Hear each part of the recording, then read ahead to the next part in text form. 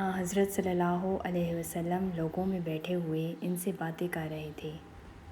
اتنے میں ایک دیہاتی آپ کے پاس آیا اور پوچھنے لگا کہ قیامت کب آئے گی۔ آپ صلی اللہ علیہ وسلم اپنی گفتگو میں مصروف رہے۔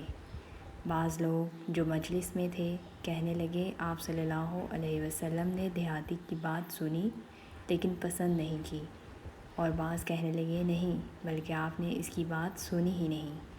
جب آپ صلی اللہ علیہ وسلم اپنی باتیں پوری کر چکے تو آپ صلی اللہ علیہ وسلم نے یوں فرمایا، وہ قیامت کے بارے میں پوچھنے والا کہاں گیا؟ اس دیہاتی نے کہا حضور میں موجود ہوں۔ آپ صلی اللہ علیہ وسلم نے فرمایا کہ جب امانت ایمانداری دنیا سے اٹھ جائے تو قیامت قائم ہونے کا انتظار کر۔ اس نے کہا ایمانداری اٹھنے کا کیا مطلب ہے؟